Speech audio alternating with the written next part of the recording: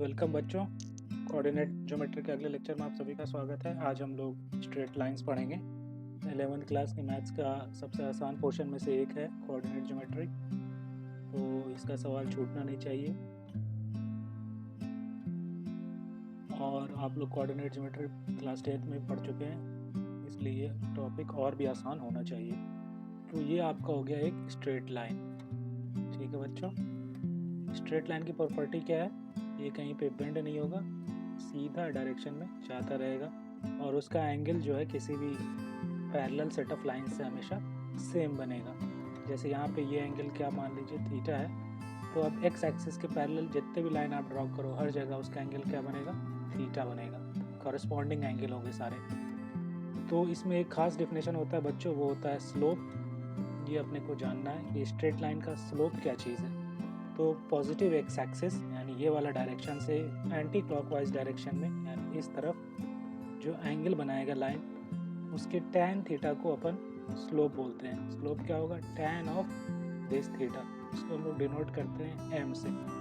यानी positive x axis से anti clockwise direction में जो लाइन एंगल बनाएगा उसका टैन थीटा होता है स्लोप।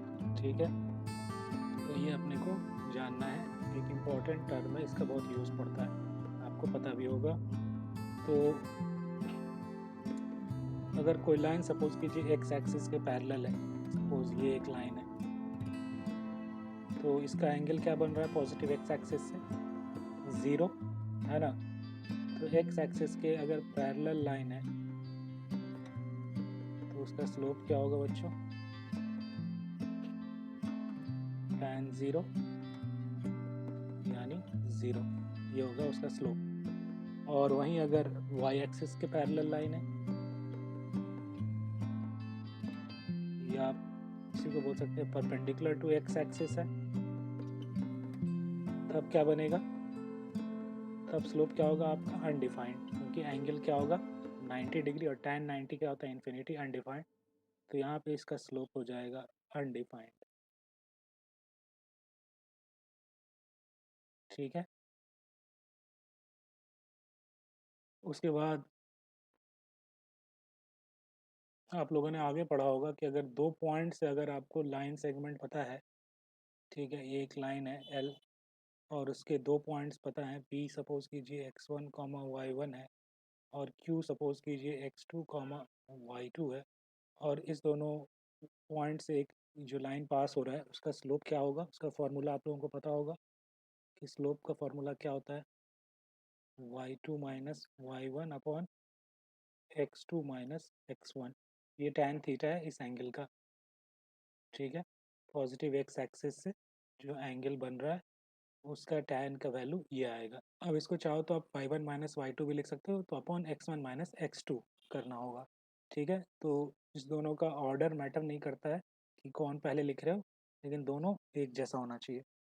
ठीक है, उसके बाद अगला फार्मूला जो आप लोगों ने पढ़ा होगा वो है, मैं आपको सिर्फ फार्मूले रिवाइज करा रहा हूँ यहाँ पे, उसके बाद हम लोग क्वेश्चन सॉल्व करेंगे। सपोज कीजिए दो लाइन है L1 और L2, दोनों का स्लोप आपको दिया हुआ है। L1 का स्लोप है m1, ठीक है, और L2 का स्लोप है आपका m2। तो इस दोनों के बीच जो एंगल होगा थीटा, उसका वैल्यू क्या होगा बच्चों? अगर स्लोप पता हो तो थीटा आपका होगा tan inverse m1 minus m2 upon, ठीक है, डिपेंड करता है ये कौन सा वैल्यू आता है, एक्यूट आता है या ऑब्ट्यूज आता है, उस हिसाब से अपना एंगल या तो ये वाला निकल के आ रहा है या ये वाला, उसके बाद अपन ये डिसीजन ले लेंगे। ठीक है ना, अगर ये निगेटिव आ रहा है मतलब माइनस वाला एंगल दे रहा है, यानी बेसिकली उसमें पाई जोड़ना पड़ेगा, तो क्या होगा? ये वाला एंगल फिर बन जाएगा वो। ठीक है, पाई/2 से बड़ा। ठीक है बच्चों, तो ये है एंगल बिटवीन टू लाइंस का formula of slope m1 and m2। ठीक है, ये फॉर्मूला आप लोगों ने पढ़ा होगा। उसके बाद इसी चीज़ में अगर देखा जाए क्या आया था एंगल, थीटा आया था आपका tan inverse m1 minus m2 upon 1 plus m1 m2। ठीक है ना, तो अगर सपोज कीजिए दो लाइन पैरेलल थे, तो अब इस दोनों के बीच का एंगल क्या है, या तो ज़ीरो है या पाई है, तो यानी उसका tan क्या होगा for parallel lines, tan of theta क्या होगा, जो angle between the two lines हैं वो ज़ीरो होगा। tan थीटा ज़ीरो होगा यानी m1 माइनस m2 क्या होना चाहिए, ज़ीरो, यानी m1 इक्वल्स टू m2। ये आपका फॉर्मूला है फॉर पैरेलल लाइंस। अगर दो लाइन पैरेलल हैं तो दोनों का स्लोप क्या होगा, सेम होगा, m1 is equals to m2। ठीक है। और फॉर परपेंडिकुलर लाइंस क्या होता है फॉर्मूला, फॉर परपेंडिकुलर लाइंस देखिए tan थीटा क्या होगा, दोनों के बीच का एंगल अब हो जाएगा पाई/2, है ना। दो परपेंडिकुलर लाइन है L1 L2, तो दोनों के बीच का एंगल क्या है 90 डिग्री, तो उसका tan थीटा क्या होगा, इन्फिनिटी जाएगा, यानी m1 m2 should be equals to -1। तो परपेंडिकुलर लाइन के लिए कंडीशन आता है m1 into m2 should be equals to -1। तो ये दोनों बहुत ही इंपॉर्टेंट फार्मूला है, बहुत काम में आता है परपेंडिकुलर लाइन और पैरेलल लाइंस का फार्मूला। आप लोगों को याद भी होना चाहिए और समझ में भी आना चाहिए कि कहाँ से हो रहा है, उसका सोर्स ये है, एंगल बिटवीन टू लाइंस। ठीक है बच्चों, अब आगे हम लोग पढ़ते हैं इक्वेशन ऑफ लाइंस। ठीक है, कोई भी सपोज कीजिए अगर एक लाइन दिया हुआ है L, तो उसका एक रिलेशन होता है एक्स वाई कोऑर्डिनेट में। लाइन का हर पॉइंट, कोई भी पॉइंट, उसके एक्स और वाई कोऑर्डिनेट में एक पर्टिकुलर रिलेशन होता है, और वही रिलेशन लाइन के हर पॉइंट में होगा। उसी को उस कर्व का इक्वेशन बोलते हैं, या उस लाइन का इक्वेशन बोलेंगे। ठीक है, तो क्या रिलेशन होता है यहाँ पे एक्स और वाई में, लाइन के इक्वेशन का जनरल फॉर्म बोलते हैं, यानी कोई भी लाइन लीजिए वो ऐसा ही दिखेगा, जनरल फॉर्म। ठीक है, वो आपको हमेशा दिखता है a x plus b y plus c equals to zero के फॉर्म का, यानी एक्स और वाई में डिग्री वन का रिलेशन है, एक्स पे डिग्री वन है, वाई पे वन है, तो लीनियर रिलेशन है, वन डिग्री का रिलेशन है, तो वो क्या होता है, जनरल फॉर्म ऑफ लाइन। कोई भी लाइन होगा उसका फॉर्म ऐसा ही होगा, जहाँ पे ए बी सी कोई कॉन्स्टेंट्स होंगे। ठीक है, a comma b comma c are real constants. ठीक है, जिसमें ए और बी में से दोनों ज़ीरो नहीं हो सकता, कोई एक ज़ीरो होगा। ठीक है बच्चों, तो ये है। अब जैसे सिंपल सा एग्जांपल लेते हैं, अगर इक्वेशन लिखना है लाइन, या line which is parallel to x axis, x axis के पैरेलल एक लाइन है। ठीक है, मान लीजिए ये एक लाइन है कोई सा, ठीक है एल, इसकी ये वाली दूरी आपकी है ए। तो इसका इक्वेशन क्या लिखेंगे बच्चों, देखिए कोई भी पॉइंट हो इस लाइन पे, सबका वाई कोऑर्डिनेट क्या है, सेम है ना, सबका वाई क्या होगा, ए ही होगा, और एक्स कुछ भी हो सकता है। तो इस लाइन का इक्वेशन होता है वाई इज इक्वल्स टू ए। ठीक है, यानी एक्स एक्सिस के पैरेलल लाइन है, तो वाई सेम हो जाएगा, ये वाई की वैल्यू सेम हो जाएगी हर एक पॉइंट के लिए, तो ये हो गया y is equals to a line. ठीक है, उसी तरह line which is parallel to y axis, y axis के पैरेलल कोई एक लाइन हमने बना दिया, मान लीजिए ये। ठीक है, तो इसका इक्वेशन क्या होगा, और ये दूरी हमने बोल दी बी। तो अब देखिए इस लाइन पे जितने भी पॉइंट्स हैं, सबका एक्स एक्सिस क्या है, एक्स कोऑर्डिनेट बी ही होगा, और वाई कुछ भी हो सकता है, तो इसका इक्वेशन होगा x is equals to b. ठीक है, x is equals to a constant, यहाँ y is equals to a constant, तो ये सिंपल आपको दिख रहा है। ठीक है ना, तो ये होता है इक्वेशन, यानी उसके पॉइंट्स के एक्स और वाई कोऑर्डिनेट कौन सा रिलेशन सेटिस्फाई करेंगे, वो होगा इक्वेशन ऑफ लाइन। यहाँ पे ये तो आसान केस था, दोनों line which is parallel to x axis y is equal to some constant, और जो पैरेलल टू वाई एक्सिस होगा x is equal to some constant. ठीक है, अब अलग अलग फॉर्म में हम लोग अलग अलग इक्वेशन ऑफ लाइन लिखते हैं। ठीक है, वो हम लोग एक एक करके देखते हैं। ठीक है बच्चों, पहले हम लोग बोलते हैं स्लोप इंटरसेप्ट फॉर्म।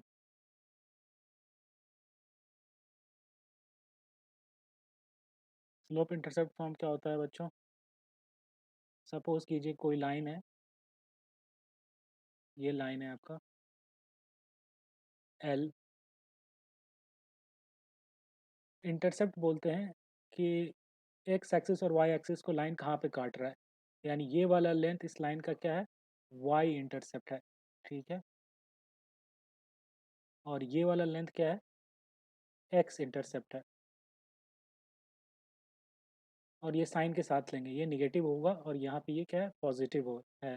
ठीक है, जैसे मान लीजिए ये लेंथ 4 था तो इसका y इंटरसेप्ट 4 हो गया, और ये -3 था तो ये -3 हो गया x इंटरसेप्ट इस लाइन का। अब स्लोप इंटरसेप्ट फॉर्म है, मतलब इस लाइन का स्लोप दिया हुआ है, मान लीजिए कि m है इसका स्लोप, और y इंटरसेप्ट दिया हुआ है, मान लीजिए c। y इंटरसेप्ट आपको पता है कि इसका वैल्यू है c, यानी ये लेंथ आपको दिया हुआ है c। तो इसी लाइन का इक्वेशन क्या होगा, इसका इक्वेशन होता है y is equal to m into x plus c. ये बहुत जनरल फॉर्म है, ये बहुत इंपॉर्टेंट फॉर्म है बच्चों, हमेशा आप सुनते हो कि y is equal to m x plus c. इसमें c क्या है, y इंटरसेप्ट, x आप 0 पुट करो तो y क्या आ रहा है, c। तो यही हो गया ये वाला पॉइंट जहाँ पे वो y एक्सिस को कट कर रहा है। ठीक है, सिंपल समझ में आ रहा है, और m आपका स्लोप है। ठीक है ना, तो ये एक फॉर्म हो गया। अब हम लोगों ने जनरल इक्वेशन पढ़ा था लाइन का, क्या था वो, a x plus b y plus c is equal to 0। आपको कहे कि इस लाइन का आप स्लोप और इंटरसेप्ट बताओ, वाई इंटरसेप्ट, तो कैसे करोगे, आप इसको इस फॉर्म में कन्वर्ट करने की कोशिश करोगे। तो आप लिखोगे b y is equal to minus a x minus c, y is equal to minus a by b x और माइनस सी बाई बी। तो इसका इंटरसेप्ट है, वाई इंटरसेप्ट क्या आ गया, माइनस सी बाई बी, और tan थीटा यानी slope ये क्या आ गया, माइनस ए बाई बी। ठीक है, इस फॉर्म में कन्वर्ट की, और x के बगल में जो है वो क्या है, वो उसका स्लोप है, और जो कांस्टेंट टर्म है वो क्या है, उसका y इंटरसेप्ट है। x 0 पुट करो तो y क्या आएगा, माइनस सी बाई बी, यानी ये वाला length minus c by b है इस वाले इक्वेशन के लिए। ठीक है बच्चों, तो ये एक फॉर्म है, पहला फॉर्म ये पहला फॉर्म है, स्लोप इंटरसेप्ट फॉर्म। अगला होता है point slope form. Number 2, point slope form.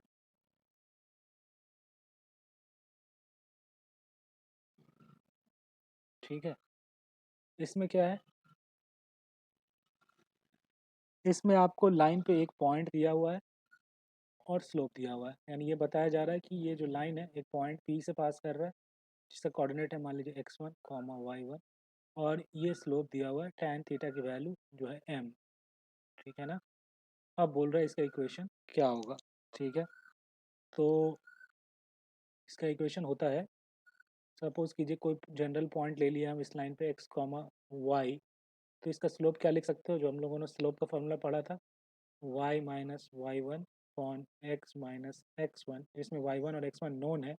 ठीक है, ये स्लोप हो गया उसका जिसकी वैल्यू दी हुई है m। तो ये एक रिलेशन निकल गया x और y में, यही इस लाइन का इक्वेशन है स्लोप फॉर्म में। इसको थोड़ा सिंप्लीफाई करके लिख सकते हो, y minus y one is equal to m times of x minus x one. ठीक है, इसको ऐसे ही याद रखिए या इसी फॉर्म में याद रखिए, तो याद रखना क्या है, बहुत आसान हो जाता है। ठीक है, नंबर 3, 2 पॉइंट फॉर्म। यानी अब क्या है, अब आपको लाइन पे 2 पॉइंट दिए हुए हैं, P दिया हुआ है x1 y1, और ऐसा एक पॉइंट आपका लाइन पे दिया हुआ है P x1 y1, और एक दिया हुआ है Q x2 y2। ठीक है, अब पूछा जा रहा है कि इस लाइन का इक्वेशन क्या होगा। तो कोई भी पॉइंट आप जनरल इस्तेमाल लीजिए, P x y।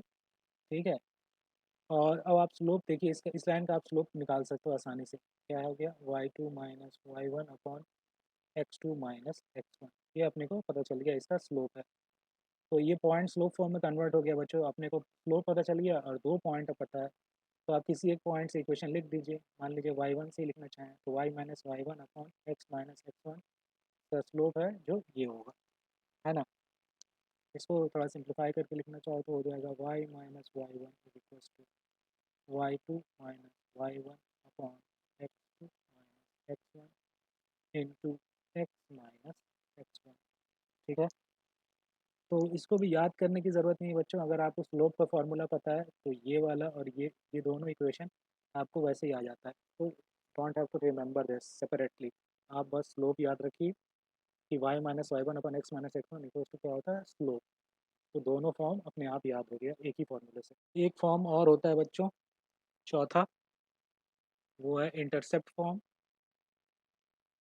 अब ये कोई अलग फॉर्म नहीं है, जितना हम लोगों ने पढ़ लिया है सबको उसी पे कन्वर्ट करके हम लोग बना सकते हैं, लेकिन जस्ट कि हम लोग क्विकली आंसर निकाल लें इसलिए कुछ फॉर्म्स हम लोग याद कर सकते हैं। ये कैसा होता है, इसमें आपको इंटरसेप्ट दिए रहेंगे इस लाइन के, यानी ये वाला लेंथ सपोज कीजिए दिया हुआ है बी है और ये लेंथ दिया हुआ है ए है, एक्स इंटरसेप्ट और वाई इंटरसेप्ट।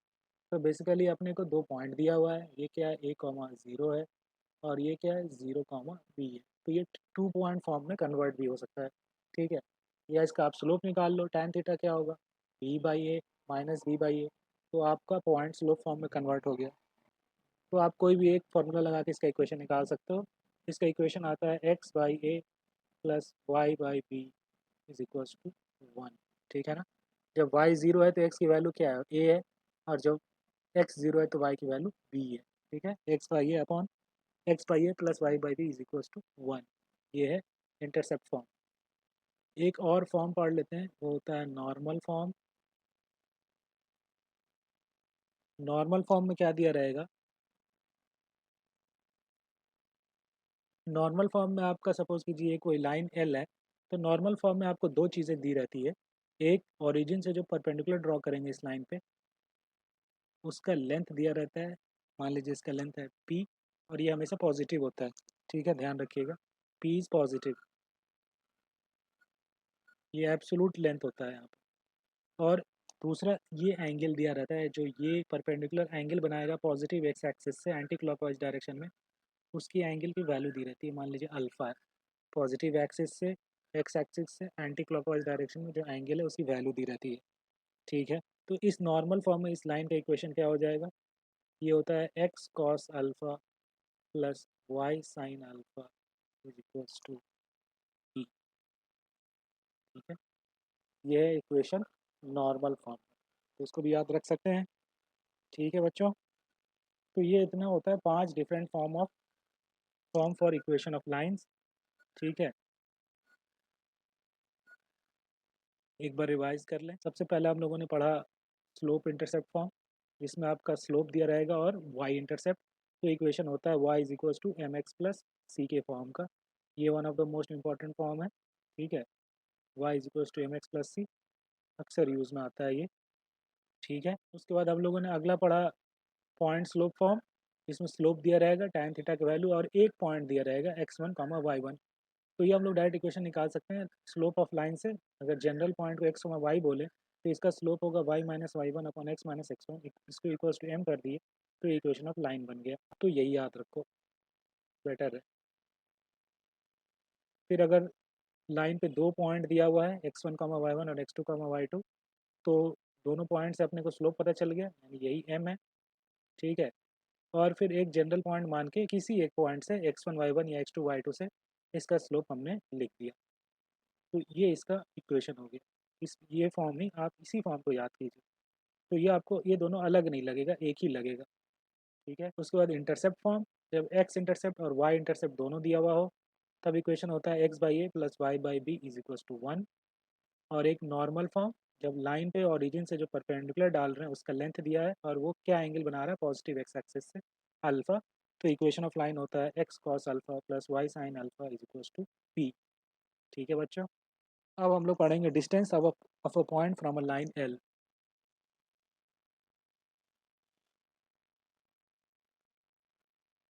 ठीक है।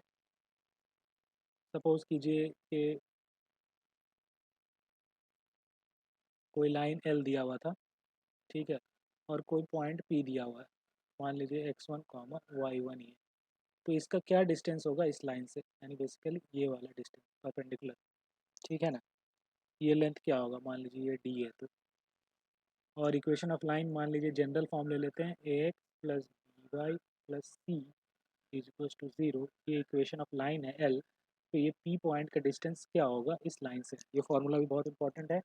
इसका फार्मूला होता है ए एक्स और वाई की जगह पे x one y one put कर दीजिए प्लस सी, सबको देखिए सारा चीज़ ज़ीरो के इस तरफ है, इसको पुट करके इसका मॉड ले लीजिए upon root under a square plus b square. तो डी की वैल्यू बच्चों ये है, ठीक है। दो पैरेलल लाइन के बीच का अगर डिस्टेंस निकालना है तो देखिए इस दोनों का इक्वेशन का फॉर्म ऐसा होगा कि a x plus b y plus c one equals to zero एक होगा, और दूसरा a x plus b y plus c two is equals to zero होगा। ठीक है ना। दोनों का एक्स और वाई का कोफिशिएंट आप सेम कर सकते हो, ए बी बी। ठीक है। स्लोप क्या होगा, minus a by b. Minus a by b दोनों का सेम होना चाहिए क्योंकि लाइन पैरेलल है। तो आप इक्वेशन को इस फॉर्म में कन्वर्ट कर सकते हो। तो अब इस दोनों के बीच का डिस्टेंस क्या होगा, L1 और L2, इस दोनों के बीच का डिस्टेंस क्या होगा, ये आप लिखोगे C1 minus C2 upon root under a square plus b square. C1 minus C2 का आप मॉड ले लो। ठीक है बच्चों। तो ये डिस्टेंस बिटवीन क्या हो गया, टू पैरेलल लाइंस का फॉर्मूला। ठीक है। और लाइंस में और भी कुछ कुछ चीज़ें पढ़ने की है, लेकिन एक और चीज़ पढ़ा देता हूँ। इनइक्वालिटी जो आप पहले भी पढ़ के आ चुके हो, लेकिन एक बार फिर से रिवाइज कर दो। सपोज कीजिए इस लाइन एल का इक्वेशन आपका है a x plus b y plus c is equal to zero, और कोई पॉइंट मान लीजिए यहाँ पे एक था पी जिसकी वैल्यू थी x one comma y one, और आपने इसमें पुट कर दिया a x one plus b y one plus c, और ये या तो ग्रेटर ज़ीरो होगा या लेस ज़ीरो होगा, है ना। सपोज़ कीजिए इसकी वैल्यू ग्रेटर ज़ीरो आ गई इस पॉइंट पी के लिए, तो अब आपको पता है कि इस रीजन में यानी एल से ऊपर जितने भी पॉइंट अब इस रीजन में होंगे, इस रीजन में जितने भी पॉइंट होंगे सबके लिए क्या होगा, ये ग्रेटर ज़ीरो ही होगा। ठीक है ना। और फिर इधर वाले पॉइंट के लिए क्या होगा, फिर ये चीज़ ये लेस ज़ीरो होगा। ठीक है ना। तो ये आप लोग इनइक्वालिटी में पहले से पढ़ के आ चुके हो, इसका यूज़ पड़ेगा कहीं कहीं पे। ठीक है। जब आपको पूछा जाए कि कोई ट्रायंगल दिया रहेगा आपको, फिर तीनों साइड का इक्वेशन दिया रहेगा, और आपको फिर कोई रैंडम एक पॉइंट दे देगा p x one comma y one, और ये पूछेगा कि ये ट्रायंगल के अंदर हो इसके लिए क्या कंडीशन होगा, ये ट्रायंगल इसके अंदर हो इसके लिए क्या कंडीशन होगा। तो इसके लिए आप क्या करोगे, आप ये इसका इक्वेशन से सॉल्व करके ये तीनों पॉइंट निकालोगे। ठीक है। तीनों पॉइंट निकल के आ जाएगा, p one p two p three, triangle का साइड। उसके बाद ये जो अगर पॉइंट इसके अंदर होगा तो P1 और P क्या होगा, लाइन के एक साइड होगा। ठीक है। तो अगर इसमें पुट करेंगे तो या तो दोनों पॉजिटिव हो या दोनों नेगेटिव हो। उसी तरह P3 और P लाइन के एक साइड होगा, और P2 और P इस वाले लाइन के एक साइड होगा। तो तीनों के साथ इसका क्या होना चाहिए, कंडीशन सेम आनी चाहिए। ठीक है ना बच्चों। तो यहाँ पे इसकी ज़रूरत आपको पड़ेगी। ठीक है।